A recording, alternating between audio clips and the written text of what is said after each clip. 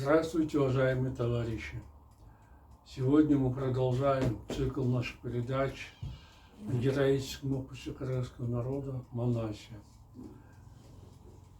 Как я вам раньше говорил, мною на основе варианта сказителя Сагынбаева Розбакова написан пятитомный роман в прозе на кыргызском языке. Затем я перевел свое произведение на русский язык, и оба этих варианта выставил для продажи на сайте epos-monas.com. Кто желает, может приобрести там мой роман. Кроме этого, я сейчас работаю над второй частью трилогии «Монас» с Юмитеем. Мною сейчас написан первый том романа «Семитей», сейчас работаю над вторым томом. Вот все, что я вкратце хотел вам сказать о Монасе. А теперь, с вашего позволения, продолжу чтение своего романа. Правильно поддержал слово Бакая Айдаркан. К нам теперь никто не осмелится подойти. Поэтому надо продолжить поход, отправиться к Монасу и уничтожить остальных врагов. Все согласились с этим, после чего многочисленная рать отправилась в путь и через 3 дня достигла Араника. Услышав о приближении кыргызов, калмаки бросили свои дома, поспевавшие на полях зерно, плодоносящие сады, ревущую скотину в сараях, и поспешно бросились удирать в город. Еще до их прихода, прослышавшие об алашах и начавшие беспокоиться горожане, пришли в еще большее волнение. Десятки мастерских, лавок и базаров в городе были закрыты. Потерявшие надежду на счастливое, безопасное будущее горожане непрерывным потоком, заполнив узкие улицы, отправились к Ашарсу. Они собрались на широкие площади перед его ханским дворцом. Все бурно обсуждали сложившуюся обстановку. Тут в город возвратились 13 воинов Кайту, удравшие от Монаса, рассказали обо всех событиях горожанам. Все, с одной стороны, очень удивились услышанному, но, с другой стороны, горожане были чрезвычайно раздосадованы. Особенно их возмутило то, что тысячный отряд калмаков потерпел поражение от горских кыргызов. Монас, видимо, не так просто обратился к народу русским, смуглый, скуластый, чернобровый Ашарсу. Кайту был из тех богатырей, которых так-то просто было одолеть. Но я обязательно разобью Монаса, этого бродяги из Алтая, и пропадам алашам рог. Они запомнят его на века и будут знать, каково это — нападать на калмаков и китайцев. Разозленный Ашарсу собрал всех воинов, чтобы выступить против кыргызов. К его рати присоединились те, кто сбежал из Харашара, там было, удравшие из города Дангу и Кармуга, изгнанные из Текеса, притесненные из Благосына, Далы и Укшена, а также прибывшие из других калмакских и китайских городов. Всего было собрано 15 отрядов по 100 тысяч воинов. Они заполонили собой долины и горы, а затем стройными рядами подошли к ханскому дворцу. Во главе войска Ашарсу поставил богатыря Киселика, рыжего мужчину, громадного, как гора, карбоносого, с выпученными глазами и желтыми кривыми зубами. Обрадованный новым назначением, калмак, поправив на голове синий шлем, обратился к собравшимся воинам. «Лайламалу!» – произнес он, горцуя на черном вороном коне.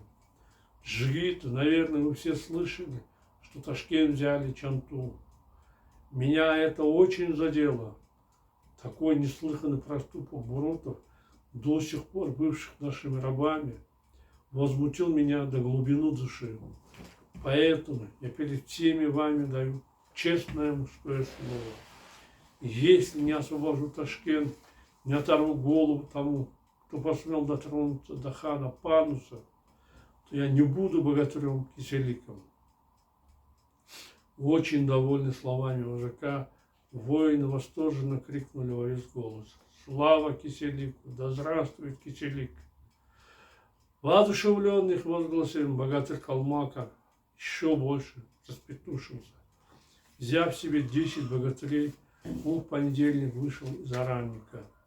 Через несколько дней пути армия Киселика достигла долины горы Таралыка и остановилась на побережье реки Карасу. В это время богатырь Манас со своими 90 товарищами отправился в Аранник и ехал по долине Аксая.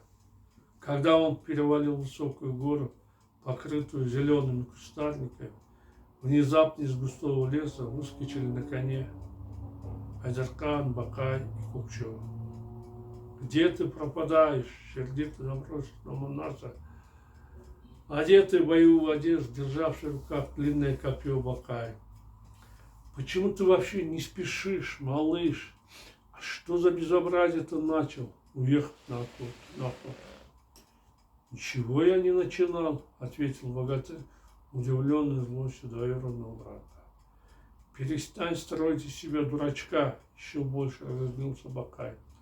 «Кого ты не увидишь, нахохлившись, как петух, сразу бросаешься на него. Кого не встретишь, сразу вступаешь с ним в бой. И если бы ты был один, это можно было бы понять. Но за тобой стоят сотни, тысячи людей. Все они присоединились к тебе из-за священного похода и давным-давно не видели своих семей, жен и детей. Ты о них подумал? Прошло 3,5 года, как вы вышли из дома. Наверное, ты всех оставишь неприкаянными. Из-за тебя, возможно, все подохнут, не увидев дома и оставшись без погребения». И эти слова очень задели Манаса, который радовался тому, что разгромил войско Кайту-Баянды и спас новоприобретенных родственников от большой беды.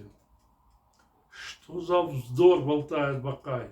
— и на шутку разозлился богатырь. «Он всегда говорит добрые слова и поднимает мне настроение. Что случилось с ним с тех пор, как я оставил армию? Почему Бакай ругает меня, даже не поинтересовавшись тем, где я находился столько дней? Вообще, он в своем уме?» «Как ты, брат?» — мрачно спросил Бакая Манас. «Почему бросаешься на меня, вместо того, чтобы справиться обо мне? Я что, должен спокойно подчиниться врагам, которые сами напали на меня?» «Кто на тебя напал?» — смущенно спросил Бакай, поняв, что немного переборщил со своим гневом. «Молодец, брат!» — насмешливо посмотрел на него богатырь. «Теперь ты пришел в себя. Именно с этого и надо было начинать свою речь. Проклятый Кайту сам напал на меня и мирный Аил. Когда он нагло стал угонять лошадей, я разозлился и полностью разобрался с ним. Но, начал было говорить Бакай, но Манас резко перебил его. «Что но, брат?» — спросил он напористо. «По-твоему, я должен был промолчать и трусливо сбежать оттуда?» «Нет, брат, Манас никогда не станет убегать от врага. Я убью его или сам погибну. Если сдохну и отправлюсь на тот свет, то уйду без горечи и печали, считая, что честному бою не посрамил честь». «С какой целью сюда приехал Кайту?» Постарался перевести разговор в другое русло и унять гнев Манаса, оробевший Айдархан. «Он оказался лазутчиком Алоке», — хмуро ответил богатырь. «В Араннике Ашарчу собрал всех воинов, готовится выступить против нас. Алоке тоже не спит спокойно и разозлен тем, что Ташкент завоевали кыргызы. Он скрипит зубами и вообще не намерен бояться тебя, брат». «В самом деле?»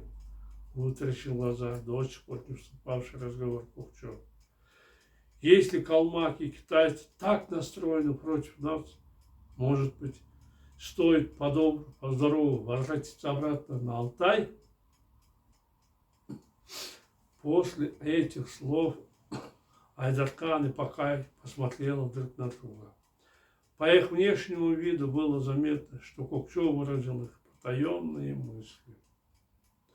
Можно и так поступить, криво усмехнулся Манас, без слов поняв невысказанные мысли товарищей. Если сейчас выступим, то через несколько дней легко доберемся до Алтая и Джилдыза. При благоприятном стечении обстоятельств дальше без помех доберемся до Баркуля. Все будет именно так, обрадовался Айдархан. Если нигде не будем останавливаться, быстро доберемся до дома. Правильно, огорченно улыбнулся богатырь. Но что тогда станет с алашами Туркестана? Если после нашего отъезда калмаки, китайцы полностью с ребятами, что мы тогда сделаем? Если по лицу наших родственников потечет кровь, на чью шею свалится их страдания? Если из их глаз потекут слезы, на чью грудь они прольются? На нас вопросительно посмотрел богатырь. Не зная, что ответить, они замолчали и отсюда потупили взоры на землю. Что, не можете найти ответы на мои вопросы? Спросил у них богатырь. Вот и я не смог найти их. Если местные алаши погибнут от калмаков, то на том свете их кровь ляжет на мои плечи, и мне придется вечно гореть в гиене огненной. Поэтому я отсюда никуда не уйду, согласен вытерпеть то, что написано мне на роду. Если суждено, я погибну с честью. Что толку от ложной гордыни? Недовольно пробурчал про себя Айдархан, поглаживая правой рукой гриву своей лошади. Пока целы, надо делать ноги. Нет никакой доблести в том, чтобы сражаться с бесчисленными китайцами, бесславно погибнуть. Мы никогда не сможем победить их. Гордость тут ни при чем, отрицательно покачал головой Манас. Если сейчас оставим местных алашей на произвол судьбы, то все равно не спасем свои души. Почему? Удивился Кокчо. Китайцы после завоевания Ташкента и Туркестана, чтобы отомстить, могут пойти походом на Алтай.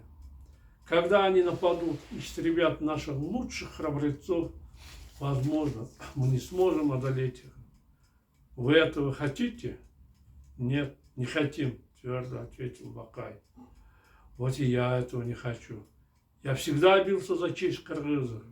Если сверну с этого пути, то пусть моя душа отправится в ад. Сердито закончил свою речь Манас.